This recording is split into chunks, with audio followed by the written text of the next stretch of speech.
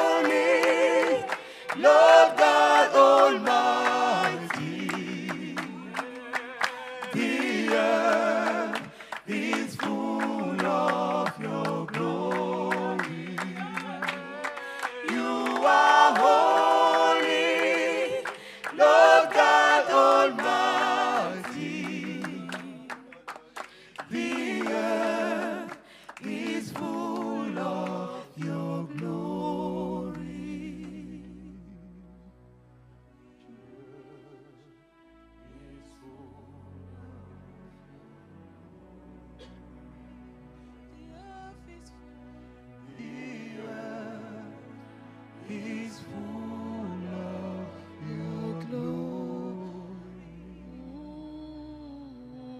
The earth is full. Your Only, glory. only the earth is full of your glory. The earth is full. The earth is full of your glory.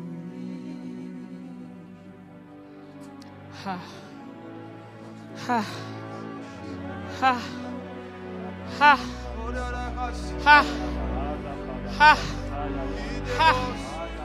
ha, ha, ha, ha. Eba yekereba. Ha, ha. Puis Dieu dit, faisons l'homme à notre image et selon notre ressemblance, afin qu'il domine.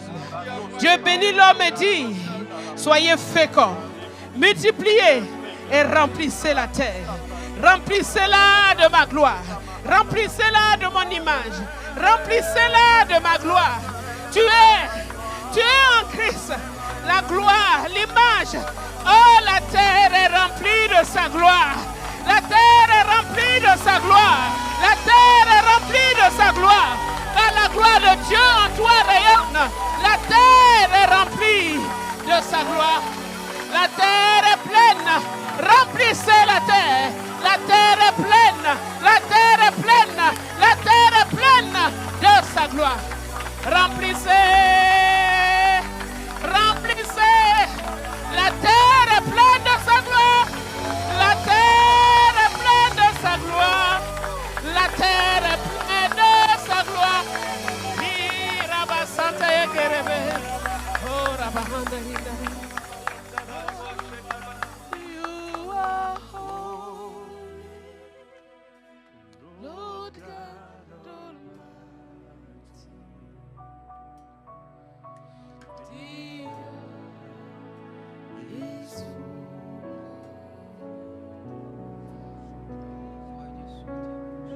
Tu es saint, Seigneur tout-puissant, la terre est pleine de ta gloire. Tu es saint,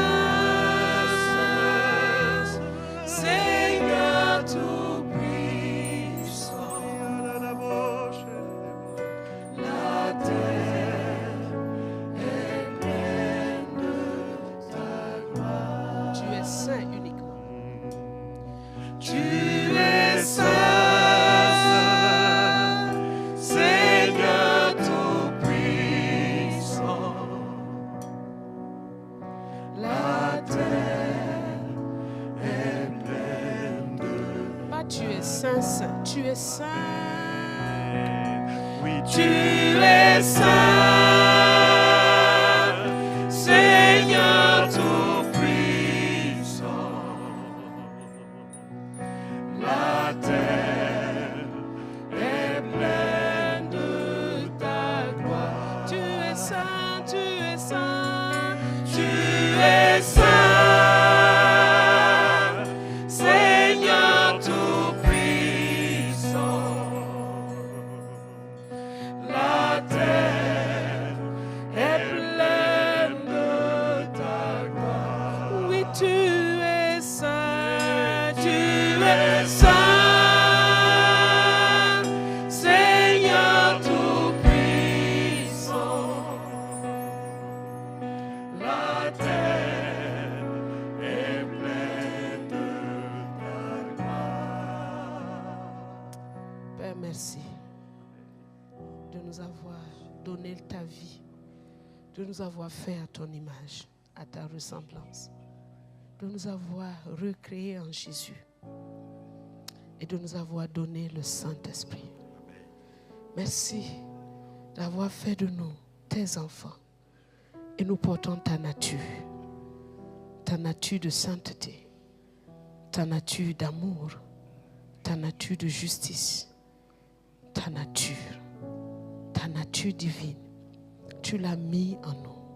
C'est une faveur, c'est une grâce. Je te remercie, Papa.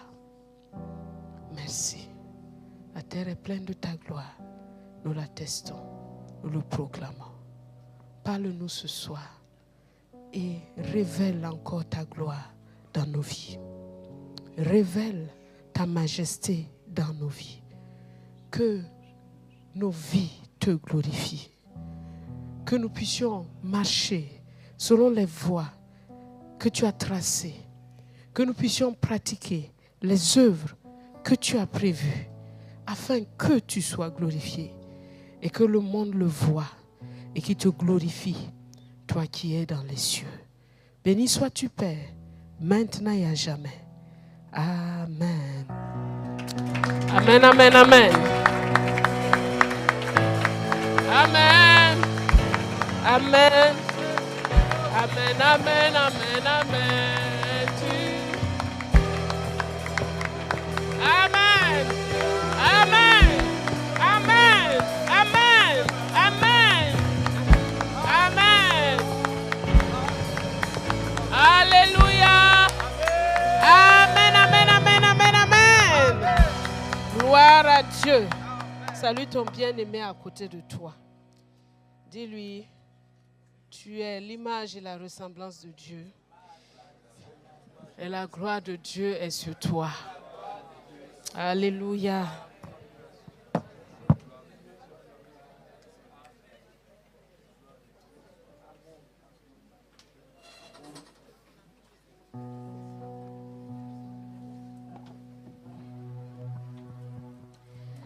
Alléluia. Bonsoir les bien-aimés. Vous allez bien? Très bien. Gloire à Dieu. Nous sommes vraiment heureux de nous retrouver ce jeudi.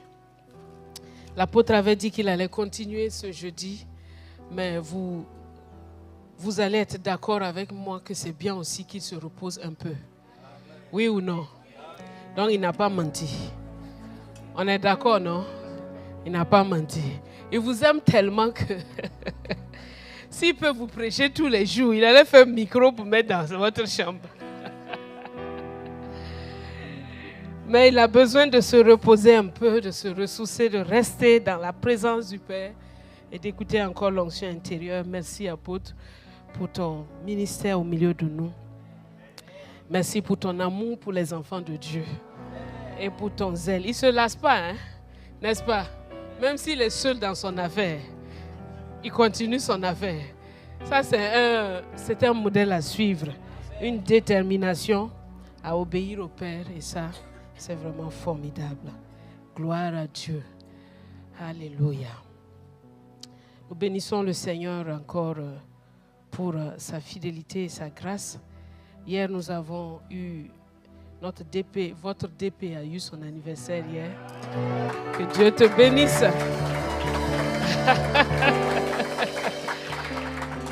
Que Dieu te bénisse, qu'il multiplie tes jours, que Dieu te donne sagesse, intelligence, l'esprit dans toute sa plénitude et que chaque jour, il t'amène toujours de l'avant dans l'onction intérieure et dans l'onction extérieure. Que tu sois un père de famille honoré dans ta maison et que dans ton travail, le Seigneur te fasse prospérer. Que toutes les limitations autour de toi tombent et que tu cours sans te lasser parce que tu te confies dans le Seigneur. Car ceux qui se confient dans le Seigneur renouvellent leur force. Ils courent et ils ne se lassent pas. Ils marchent et ils ne se fatiguent pas. Cela est ton partage dans le nom de Jésus. Amen. Bon anniversaire à toi et à ton excellente épouse. Amen. Gloire à Dieu. Je vois des visages. Patrick et son excellente épouse, elles sont là. Est-ce qu'on peut les acclamer? Peut-être que vous ne les connaissez pas, mais c'est des anciens. Voilà. Doris, bonne arrivée. Tu as entendu parler, maintenant tes yeux ont vu. Voilà, Patrick Ondago était avec nous, à Safi, et ensuite à Casa ici. Et il est resté plusieurs années avant de rentrer, de rentrer au Burkina, de se marier, de fonder une famille et maintenant il est en train de partir quelque part et il s'est arrêté pour nous saluer. Amen. Voilà, que Dieu bénisse ton séjour et nous sommes heureux. Soyez les bienvenus. Amen. Voilà. Gloire à Dieu. Alors ce soir, nous allons nous exhorter ensemble. Ça sera une causerie familiale. Comme j'aime bien, j'espère que vous les aimez aussi, ces causeries familiales. Papa me disait hier ou avant-hier, et c'est resté dans ma tête et je continuais à méditer sur ça. Il disait, l'éducation, ce n'est pas juste attendre que l'enfant fasse une faute et que tu lui tombes dessus pour lui dire, il ne faut pas faire ça, il ne faut pas faire ça, il ne faut pas faire ça. Mais c'est l'enseigner, lui dire ce qu'il doit faire, comment il doit se comporter. Et quand il fait une faute, le corriger en l'enseignant encore. J'ai beaucoup réfléchi à cette parole. On était assis un beau matin. Et je crois que l'enseignement que papa nous donne chaque jour, nous avons parfois besoin de petits temps de causerie familiale pour appliquer cet enseignement à notre contexte. Chacun doit pouvoir l'appliquer dans son lieu privé, mais aussi il est important que, en tant que famille, nous puissions aussi causer et se l'appliquer ici à nous. Et je pense que c'est quelque chose que Dieu m'a donné de faire. Alors, je ne suis pas papa, je suis moi-même. Donc, je vais être moi-même. Vous ne voulez pas? Bon, de toute façon, vous n'avez pas le choix. Parce que je ne veux pas fabriquer quelque chose que je n'ai pas. Très bien. Nous avons passé un merveilleux séminaire, un mois déjà, depuis la Pentecôte. Le Seigneur nous a beaucoup parlé de l'onction intérieure, l'onction extérieure. Et dans ce séminaire d'application, l'apôtre est venu avec ces six thèmes de l'onction. Et nous l'avons vu dans Luc 4, 18 que vous connaissez. Tout d'abord, j'aimerais nous dire que le but de la vie, il y a deux buts principaux dans la vie. Dieu nous a créés pour deux choses.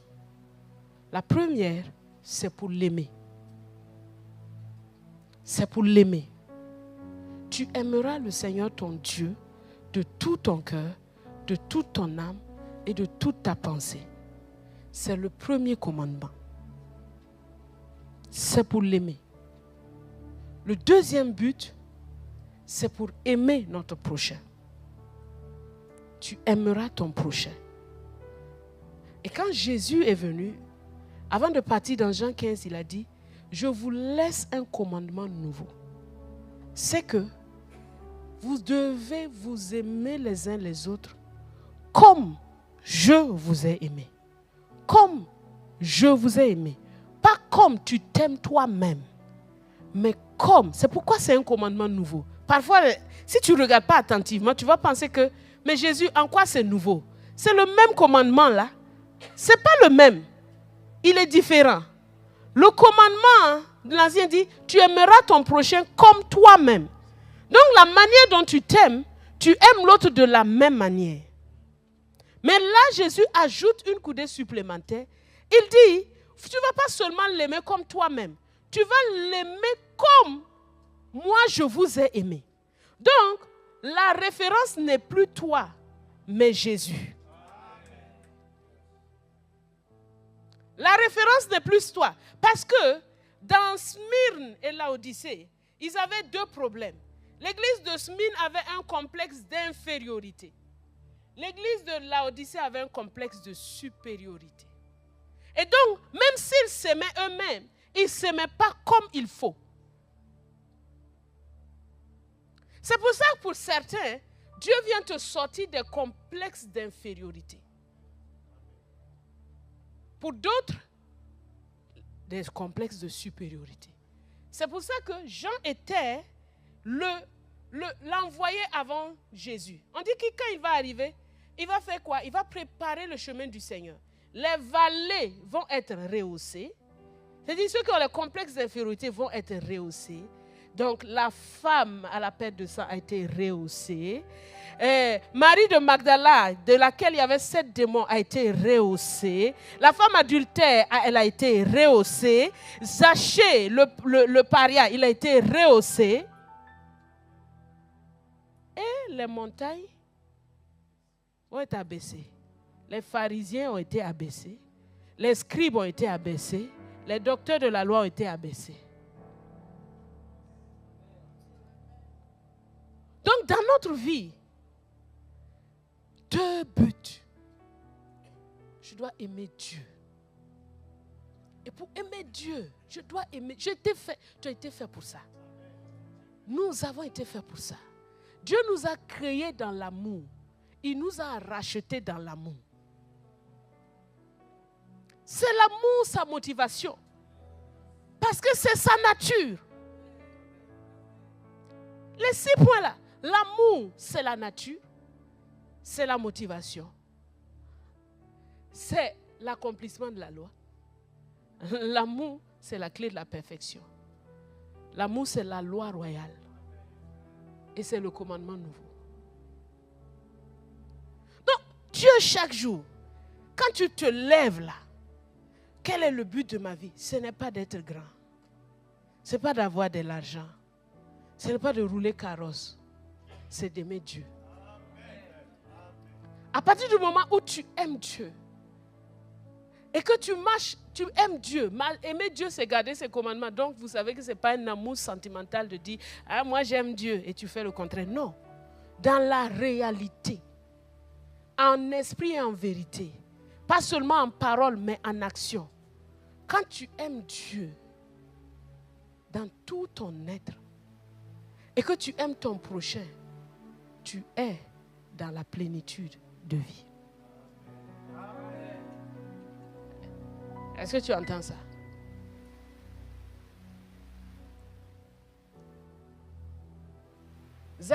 Lazare, c'était un pauvre. Il était couvert de plaies, mais il aimait Dieu. Il aimait Dieu. Il se confiait en Dieu. Il bénissait Dieu pour sa condition. Est-ce que tu sais ça? Lazare n'a pas du tout un jour été plaintif, non? Chaque jour que Dieu le nourrit, il était content. Il n'a pas eu une condition facile. C'est comme Smyrne.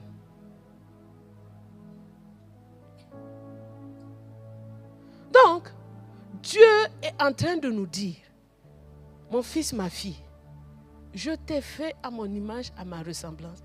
Tu n'as pas le droit, écoute-moi bien, tu n'as pas le droit de ne pas t'apprécier.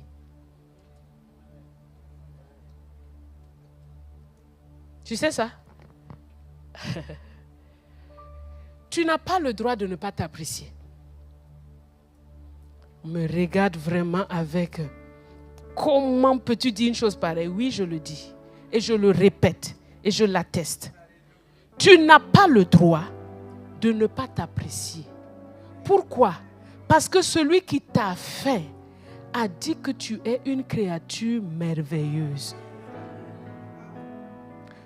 David dit dans le psaume 139, je te loue de ce que je suis une créature si merveilleuse et mon âme le reconnaît bien. Je vais te montrer le processus. Je suis une créature si merveilleuse.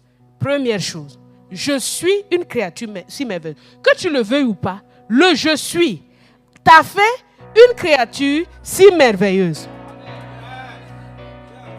D'accord? Le je suis t'a fait une créature si merveilleuse. Maintenant, la question, est-ce que tu le loues? Est-ce que ton âme le reconnaît? David en était arrivé au point. Vous savez que l'origine même de David était floue. Il paraît qu'il est né d'une relation adultérine. paraît que c'est un enfant vraiment, en tout cas, lui-même il connaît. Au point qu'on fait réunion de famille. David n'est pas inclus dans la réunion de famille. Ce n'est pas parce qu'il était trop jeune. Parce qu'à l'âge de 12 ans, les enfants quittaient l'enfance pour faire partie maintenant, les garçons, du cercle des hommes de la famille.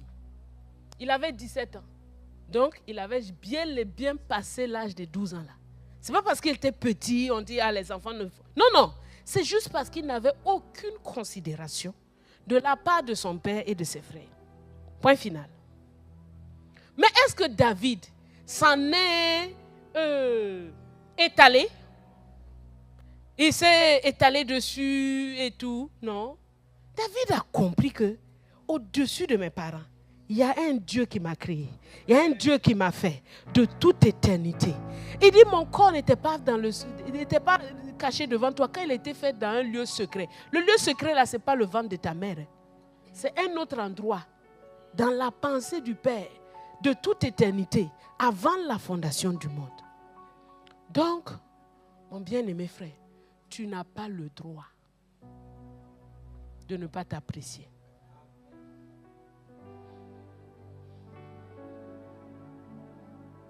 Tu n'as pas non plus le droit de t'élever au-dessus de ce que Dieu dit que tu es.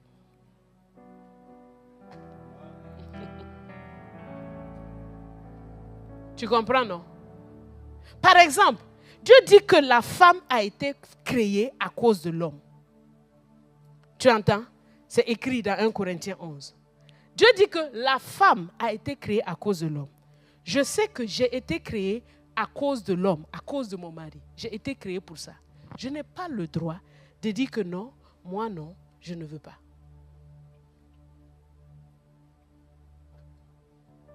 Ce n'est ni rabaissant, ni quoi que ce soit. C'est un but. C'est un but. Chacun est à sa place pour un but. Par exemple, on a une équipe de foot. Dans l'équipe de foot, on a l'attaque. Je ne connais pas, mais on va se débrouiller.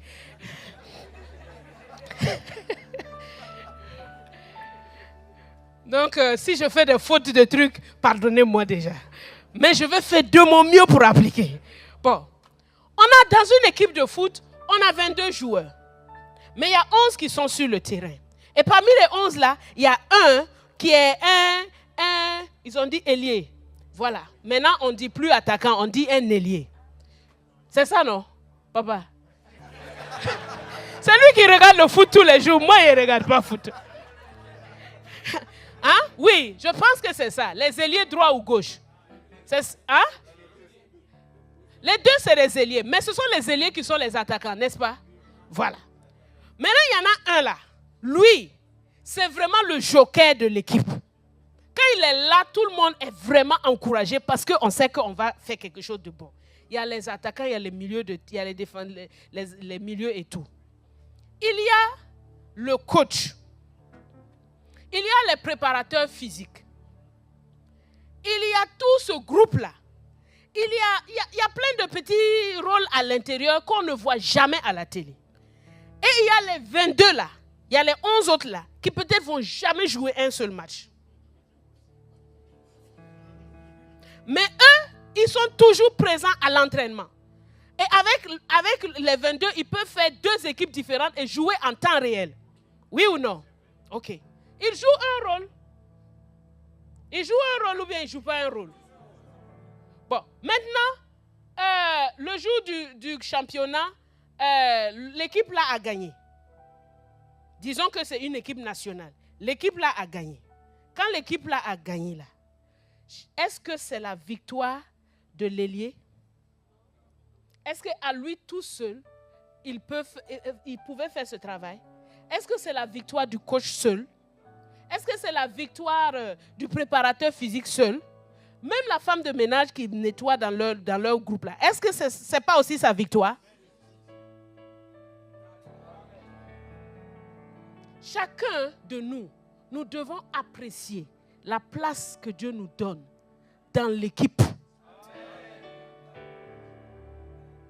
Parce que la place que Dieu te donne dans l'équipe là, c'est ça qui est important. Et quand tu joues bien ton rôle dans l'équipe là, Dieu te fait promotion.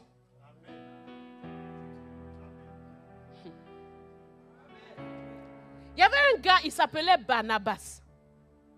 Il s'appelait même pas Barnabas au départ. Il s'appelait comment encore les lecteurs de la Bible? Joseph. Il s'appelait Joseph. Il vient dans la première église là. Lui, il réfléchit, il dit, tiens, il y a des gens qui ne mangent pas ici. Tiens, il y a des gens qui ne sont pas habillés là ici. Moi, je ne peux pas avoir mon champ là-bas, 2 maisons. Et puis, il y a des gens qui ne sont pas habillés. Il vend un. Personne ne lui a dit. Il vend un. Il prend tout l'argent. Il vient poser chez Pierre. Il dit, Pierre, et l'apôtre, je vois qu'il y a des besoins. Prenez ça là et achetez des vivres pour distribuer aux gens. Achetez des habits pour distribuer aux gens. Un geste tout simple. Je te dis que le gars est devenu un apôtre. Promotion. Pourquoi je te dis que c'est une promotion? C'est une vraie promotion parce que Barnabas, on n'a jamais entendu sa prédication dans tous les évangiles. Tu as déjà vu sa prédication où? Il n'a pas de prédication. Et pourtant, il est devenu le mentor de Paul. Le grand Paul là, celui qui a écrit presque tout le Nouveau Testament là, c'est lui son mentor. C'est lui qui est parti le chercher. Barnabas, il aime tellement les gens qu'il voit le don de Dieu. Il n'est pas en train de soupçonner. Quand il a entendu que Saul de Tarse s'est converti, il est parti le prendre. Il dit, viens, suis-moi. Moi, là, je suis digne de confiance. Si tu es avec moi, là, les gens vont te croire aussi. Parce que quand Paul arrivait comme ça, là, les gens disent, on va aux toilettes. Il ne vient plus. Parce qu'on ne sait jamais. Si ce n'est pas un guet-apens qu'il a posé là, d'ici là que la police débarque, les gens avaient peur de lui. Quand il rentre à Damas, il parle de Jésus, on dit, ça là, c'est pas faux là. Est-ce que vraiment Dieu peut faire ça? Il ne croit même pas à la puissance de Dieu, à la capacité de Dieu de changer un homme.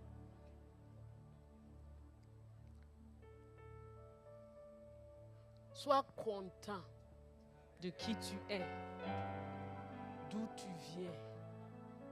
Dieu ne fait pas d'erreur. Tu m'entends? Dieu ne fait pas d'erreur. Maintenant, quand tu es content là, de ce que tu es là,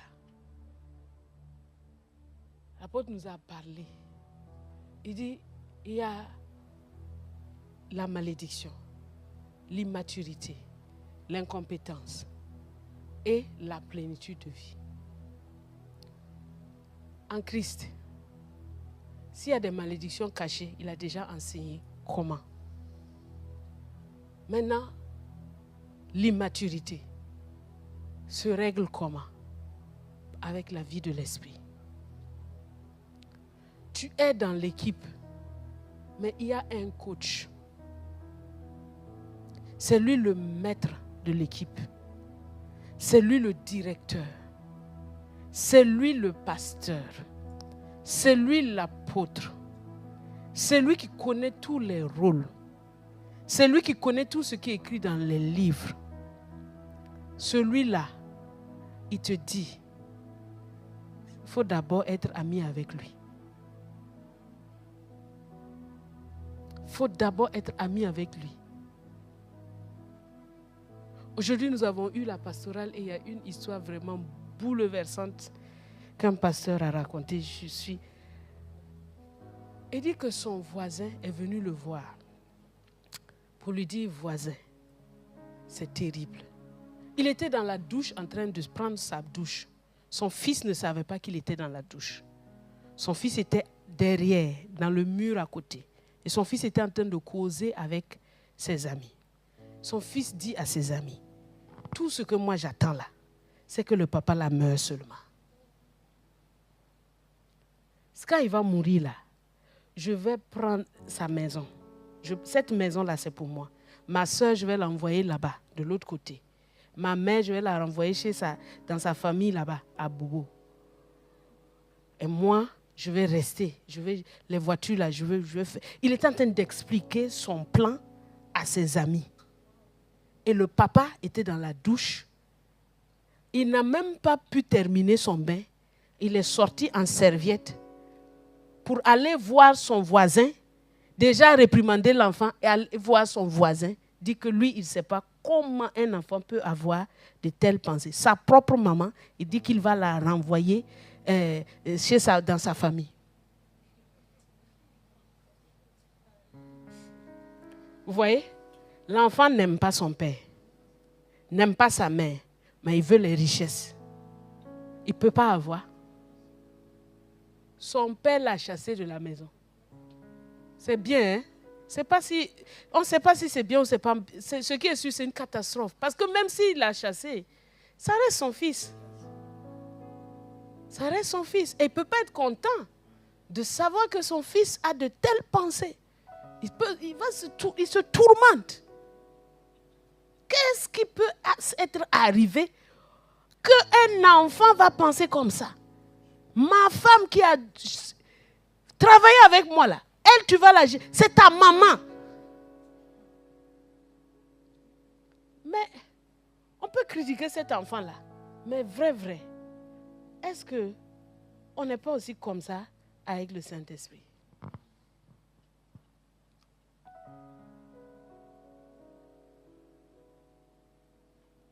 Vous savez, il est le maître d'orchestre. Il est le maître d'orchestre. C'est pourquoi toujours papa nous pousse à notre intimité avec Dieu. Intimité avec Dieu. Intimité avec Dieu. Parce que c'est dans cette intimité que toi-même tu vas recevoir aussi les choses que Dieu a préparées, ta place que Dieu a préparée, les choses que Dieu a... Qui a dit à Barnabas, va vendre, va faire ceci, va faire cela? Non, c'était en lui. C'était en lui. Donc, la vie de l'esprit, la communion avec le Saint-Esprit, l'amour, et on revient encore, l'amour pour Dieu, aimer Dieu simplement. C'est un départ, ce n'est pas la finalité. Ce n'est pas comme si juste j'ai la communion avec le Saint-Esprit et tout ira pour moi. Ce n'est pas vrai. C'est une vérité partielle. Je vais la compléter dans la suite. Mais c'est le point de départ. Et dans la vie de l'esprit, Dieu t'enseignera dans ton caractère, t'enseignera dans les dons. On était à Rabat pour voir la cellule et papa a enseigné une chose là-bas. Il dit, l'église, c'est le lieu pour manifester l'amour. Parce que c'est là-bas que le frère là va faire quelque chose que tu n'aimes pas. C'est là-bas que, vous voyez, je me suis dit dans ma tête, tiens donc, comment est-ce que moi-même je n'ai pas de problème avec ça, mais parfois on peut avoir une pensée qu'à l'église là, personne ne doit me faire quelque chose. C'est parfait. Non, qui doit me regarder de travers? Jamais. Pourtant, c'est là-bas que Dieu a prévu que ton amour là devienne maintenant parfait. En mettant quelqu'un à côté de toi qui va te regarder bizarrement. Et il a bien regardé bizarrement. Ce n'est pas qu'il n'a pas regardé bizarrement. Tu as bien vu, tu as regardé bizarrement. Mais Dieu te dit, oh, moi là, qu'est-ce que j'aurais fait avec lui? Est-ce que je l'aurais coupé en petits morceaux comme toi tu prévois de le faire dans ta tête? Parce qu'on doit aimer les autres comme Jésus aime. Pas comme nous on aime. Si je vais le couper en petits morceaux comme c'est dans ma tête, non. Jésus va te poser la question. Moi là, je vais faire quoi? Que ferait Jésus à ma place? C'est ce qu'on a enseigné hier, non? Donc c'est vraiment l'endroit. Donc quand il y a des petits chocs là, ne sois pas étonné. Tu es au bon endroit. Dis-moi un bon amen ici. Tu es au bon endroit. Maintenant, comme tu as l'Esprit de Dieu en toi là, tu vas lui poser la question. Qu'est-ce que je dois faire? Ne prends pas ton éducation tout de suite là pour dire que chez nous là, Chez vous où? Dans quel royaume?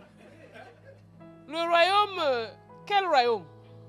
Royaume de Dieu ou bien quel royaume?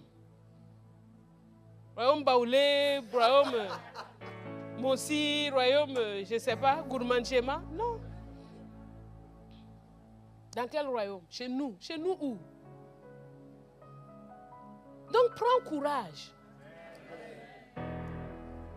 Tu vois, tu es en train de t'exercer. Il a dit que le fer aiguise le fer. Ah, il a fait, hein? Il y a un couple qui nous a raconté son histoire, comment ils se sont mariés. Les deux là, il dit qu'au début là, le gars là, quand il voit la fille là même là, il est fâché même. La fille là aussi, quand elle voit le gars là, il est fâché. Elle est fâchée. Il dit, je n'aimais pas ses manières. Je trouvais qu'il était trop maigre. Et je trouvais qu'il était ceci. L'autre dit, je la trouvais vraiment, truc là. Je ne l'aimais pas. Pourtant, ils sont mariés aujourd'hui. Hein. Ils ont 2 enfants. Mais après, quand il me raconte, je dis, ah, tiens alors. Mais qu'est-ce qu'il a fait alors que ça... Elle dit non. Un jour, la fille avait un gros bagage à soulever. Et le garçon a vu que la fille peinait avec son gros bagage. Il s'est dit en lui-même, même si je ne l'aime pas là, je ne peux pas laisser une fille souffrir avec son gros bagage. Donc, il est parti soulever le gros bagage. Il a aidé la fille. Et la fille dit que c'est à ce moment-là que dans sa tête, ça a changé. Ça a changé. Elle s'est dit, tiens.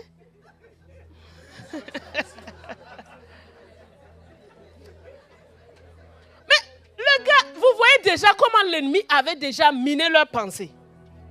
L'ennemi avait déjà miné leur pensée en leur mettant des pensées qui allaient les éloigner. Mais la pratique de l'amour. Le gars dit, je ne peux pas la laisser trembler. Non, je vais l'aider. Il l'a aidé sans façon. En fait, dans sa tête, non, il n'y pensait même pas. Vous comprenez? Donc, ne vous amusez pas à jouer avec la chair. Un peu de colère ici, c'est pas grave. Un peu de mensonge, c'est pas grave. C'est pas vrai. Hein? C'est pas vrai. C'est grave. C'est pas vrai. Si je vous dis que c'est pas grave, je vous ai menti. C'est très grave. Et chacune des choses là, ça t'éloigne. Parfois je dis à Dieu, mais une désobéissance d'Adam. Regarde les problèmes. Une seule. C'est grave. Il faut qu'on prenne le péché à sa mesure. Et qu'on arrête de blaguer avec nous-mêmes. Parce que ce n'est pas avec Dieu qu'on blague. Hein. C'est avec nous-mêmes qu'on blague. Parce que qui peut blaguer avec Dieu? Si tu blagues avec Dieu, tu te moques de toi-même. Parce que Dieu dit qu'on ne peut pas se moquer de lui. Ce que tu vas semer là, c'est toi seul qui vas le moissonner. C'est ça que parfois, Dieu laisse faire. Parfois, tu fais une bêtise là. Dieu te prévient, te prévient, te prévient. Tu ne veux pas là. Dieu te laisse. Tu vas manger toi-même. Hein? Ton repas que tu as fabriqué là. Tu vas le manger jusqu'à la fin. Et tu vas te rendre compte comment c'est une grosse bêtise. Quand on parle à quelqu'un, il n'écoute pas là. On le laisse. On le laisse. On ne parle plus. Et puis, il va manger. Puis celui que ça... Il pense que ça gêne quelqu'un d'autre. En fait, mais c'est lui-même en fait. Donc quand Dieu te dit ne te mets pas en colère, ne fais pas ceci, ne fais pas cela là. Ce n'est pas pour quelqu'un d'autre. Hein. C'est pour toi-même. Donc obéir à l'esprit, c'est vraiment important. Quitter l'immaturité, c'est important. Il y a des fautes qui sont dues à une immaturité normale, c'est-à-dire parce que je ne sais pas, je peux faire. Mais il y a des immaturités népiotiques. C'est-à-dire qu'il sait, mais il fait bébé gâté. Et j'ai remarqué que vous, là, vous faites beaucoup bébé gâté avec moi. Je n'ai pas compris. Je cherche toujours l'explication. Par exemple, Mon fils, il peut être tranquille. Hein. Si je ne suis pas là, il est tranquille, il joue, il fait tout. Dès que je dis, Seigneur, il y a un truc peut-être que j'ai manqué. Je ne comprends pas. Pourquoi toujours? Mais je ne vois pas ça seulement avec lui, même avec vous. C'est vrai ou bien c'est faux? Bon, c'est vrai ou bien c'est faux? Ils ne me répondent pas, donc ce n'est pas vrai. C'est moi seul qui pense ça. C'est vrai ou bien c'est faux? Mais, regardez, vous savez que nous vous aimons. Est-ce que vous savez que nous vous aimons? Est-ce que vous savez que nous vous aimons? Vous en êtes sûr? Vous en êtes sûr? Sûr. D'autres ne répondent pas. Bon, si tu ne sais pas, il faut que tu saches que nous vous aimons. Maintenant, tu vois, il y a deux choses. Quand tu veux qu'un enfant marche droit, tu es ferme. Mais quand tu le vois pleurer, tu as pitié. Donc, tu es balancé dans les deux. Donc, parfois, on te calme un peu, juste pour que tu ne sois pas trop triste. Mais la vérité, là, c'est toujours là-haut.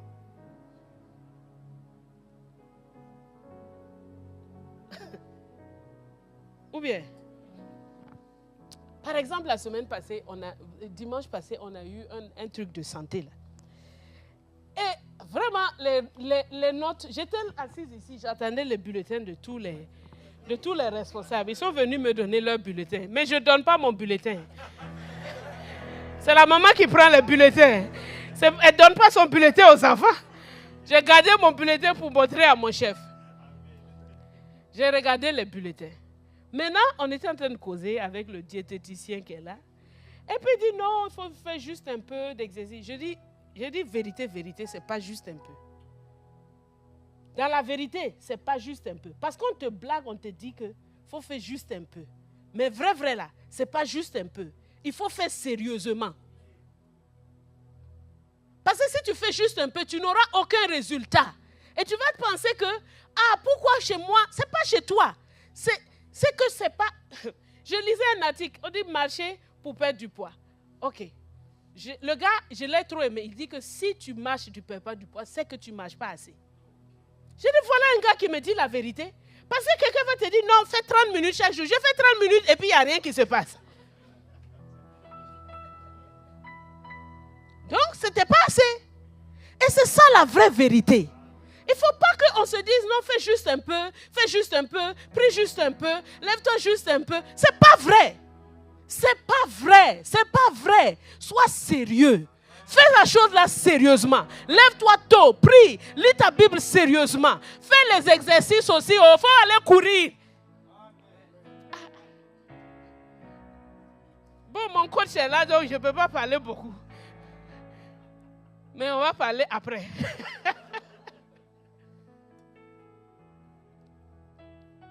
Sérieusement, il faut arrêter de blaguer.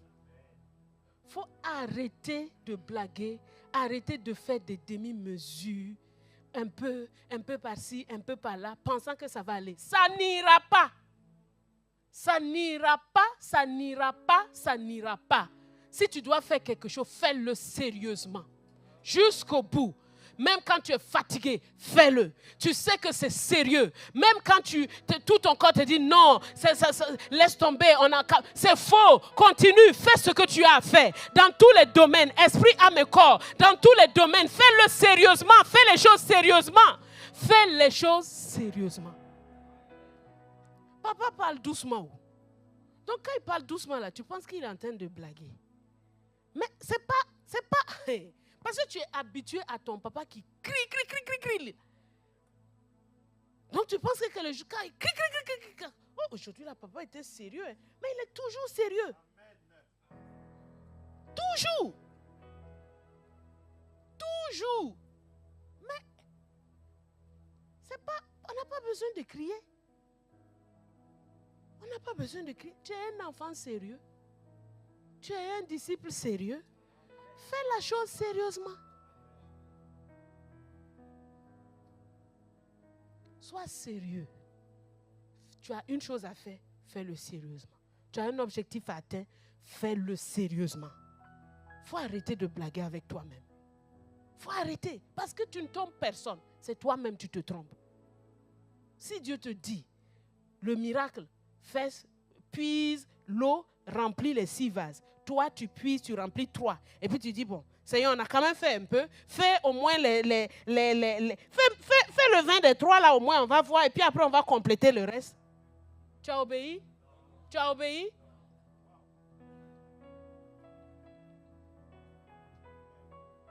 Tu n'as pas obéi. Ou bien, remplissez d'eau ces vases. Ah, Seigneur, une petite sieste d'abord. Et après, on remplira. Quand tu vas finir ta sieste là, Jésus est parti. Même si tu le remplis, il n'est plus là. Remplissez d'eau ces vases. Oh! Explique-nous le phénomène en fait qui va se passer. Peux-tu nous expliquer le mystère de l'eau changée en vin? Ça, c'est obéissance, ça.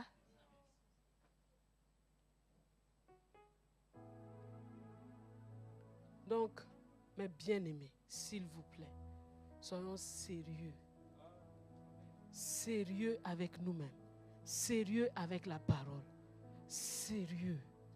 Il faut quitter les médiocres là. Il faut quitter ça et être sérieux. J'ai une phrase que j'ai collée dans tout travail qui mérite d'être fait, mérite d'être bien fait. Si tu dois faire quelque chose là, autant le faire bien. Si tu ne vas pas le faire bien là, s'il faut que ce travail là soit fait, donc il mérite d'être bien fait. Donc après la compétence, c'est pas dans la compétence, Dieu est en train de te parler d'apprendre. Tu entends?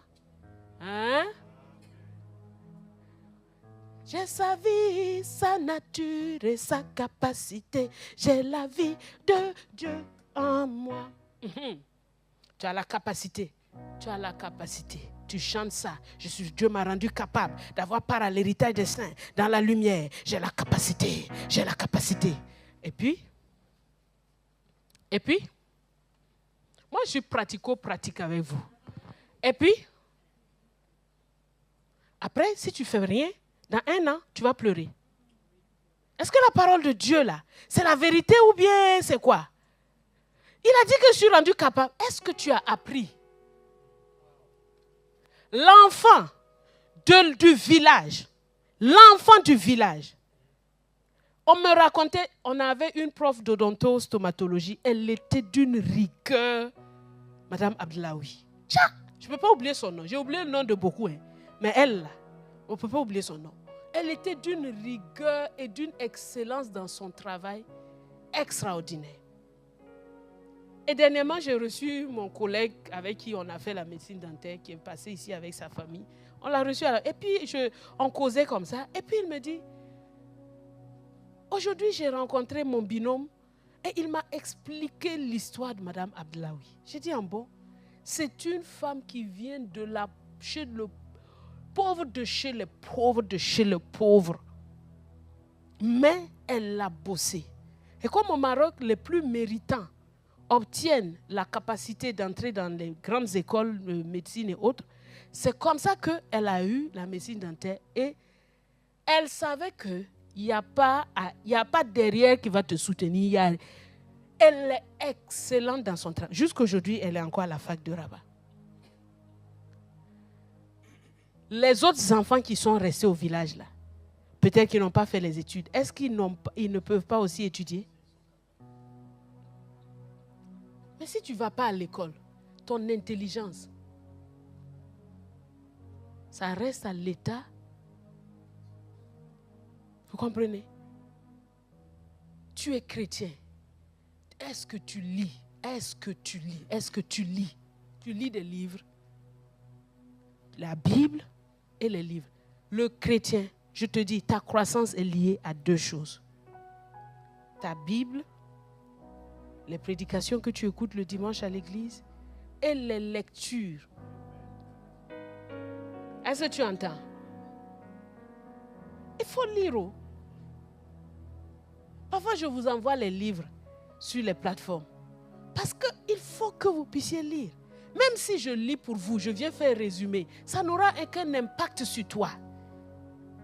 Je peux lire, faire des résumés, t'envoyer, mais ça ne va pas te servir. C'est que je te fais encore un autre bébé gâté posé. Hein? Je peux manger pour vous. Ça là, c'est pour que je remplisse la maison. Et pour mourir. Parce que si je mange pour vous tous ici. Ah, c'est ça? Papa dit que si moi je mange là, est-ce que toi tu es rassasié? Tu comprends, non? Moi je mange et puis je te dis, toi tu es rassasié. Est-ce que c'est vrai? Ah! Donc prenez votre responsabilité. Mange toi-même. Mange toi-même. Quand il me racontait qu'il était enfant, il avait des oncles là. Quand ils ne veulent pas leur donner à manger, quand les parents là, les laissent avec les oncles là, l'oncle attache une corde dans son ventre et il attache l'autre bout là sur le ventre de l'enfant et puis il lui dit que tu sais, moi je mange ton repas et ça va venir chez toi. L'enfant est assis comme ça, il regarde l'oncle en train de taper son repas et il se rend compte qu'il a toujours faim. Ça, c'est pas la méchanceté, ça. Donc, si on ne vous dit pas de lire pour vous-même là, on est méchant. Oui ou non? On est méchant. On est méchant. Et on ne doit pas être méchant parce qu'un jour, on devra rendre compte à Dieu de ce qui s'est passé. Donc, apprendre. Apprendre. Dis-moi un bon amen. Apprends. Apprends des choses. Ce que tu ne connais pas, apprends. L'informatique, apprends. Apprends à cuisiner. Apprends à faire le ménage. Est-ce que vous savez que le ménage, ça s'apprend aussi?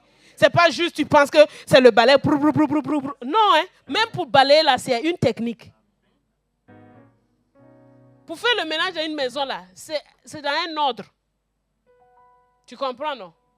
Si par exemple, tu essuies tous les meubles et tout, et après maintenant tu balayes, est-ce que ça a un sens? Mais si tu n'as pas appris, tu penses que tu as fait un travail, tu as essuyé tout, maintenant tu balayes, tu dis, maman, est-ce que tu as essuyé? Maman, j'ai essuyé, hein? J'ai essuyé. Tu as balayé? Oui, j'ai balayé. Mais regarde, mais je t'assure, maman, que j'ai essuyé. Tu n'as pas appris.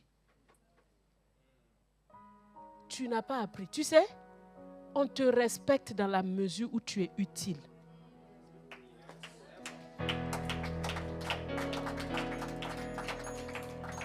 Parfois, on a des complexes qui ne sont pas des vrais. On m'a méprisé. Tu ne sais rien faire. Tu veux qu'on fasse quoi? Tu comprends? Tu es dans l'entreprise. Tu n'apportes aucun plus. On te dit de faire ce travail-là. Tu ne fais pas. Tu ne sais pas faire. Il faut qu'on trouve... Et puis tu dis, on m'a méprisé, on me regarde bizarrement. Mon ami, tu n'es pas utile. Ce n'est pas ta peau qu'on regarde bizarrement. C'est ton inutilité là. Et Dieu, il ne joue pas avec les gens inutiles. Hein. Il dit le serviteur inutile, jetez-le dehors. Le serviteur inutile, jetez-le dehors. Donc si Dieu dit que l'inutile, là, on doit le jeter dehors. Lui qui est bon là et amour là, ça veut dire que quand on te méprise là, c'est signal. Quand on te méprise parce que tu ne sais pas là, c'est signal. Dieu te dit apprends. Tu vois, j'ai commencé à mettre du fumier dans tes pieds là.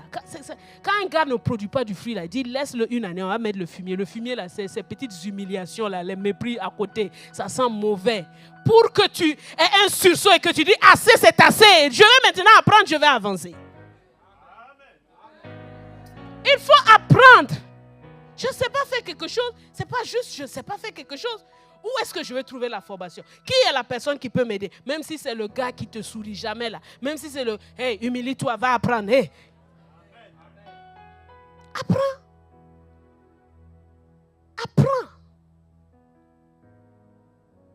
J'ai hérité ça de mon père. J'aime les livres. Je lis. Quand je pars quelque part, je cherche d'avoir une bibliothèque. Même je suis allé au Gabon là, j'ai dit amenez-moi à la bibliothèque. Parce que que ça se trouve là-dedans. Mais où est-ce que tu as appris ça? J'ai lu ça quelque part. Quand je vois quelque chose que je ne sais pas faire, que quelqu'un dit que je paye formation, je fais. Ça te sort. Parce que mon peuple périt, parce qu'il lui manque la connaissance. Et cette connaissance-là, l'intelligence, c'est une capacité intellectuelle, spirituelle que Dieu te donne. Mais il ne va pas t'exempter du fait de t'asseoir et d'apprendre. Ne te trompe pas, hein? Dans le domaine où tu es là, tu dois apprendre. Je me suis posé plein de questions. C'est quoi un pasteur? C'est quoi une épouse? C'est quoi une mère? Et je cherche. Et j'apprends et je pratique. Il faut apprendre. L'incompétence, c'est dangereux, c'est grave. Ça prive du ciel.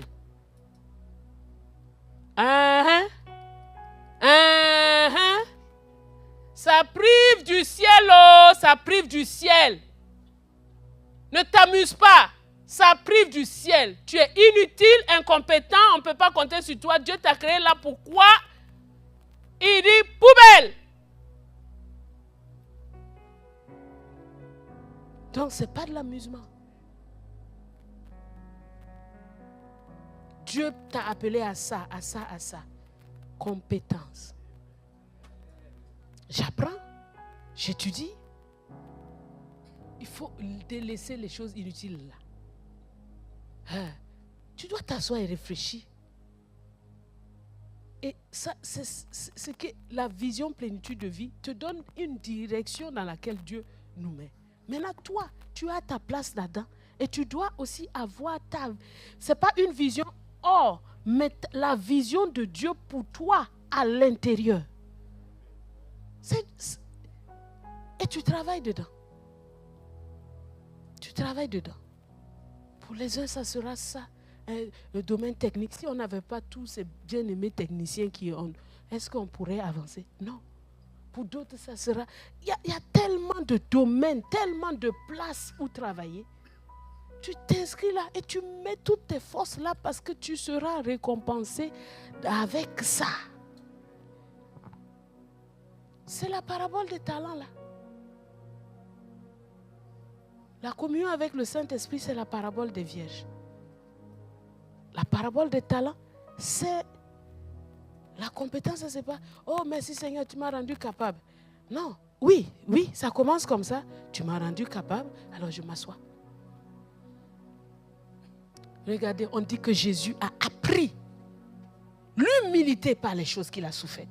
Appris, Fils de Dieu, apprendre, oui.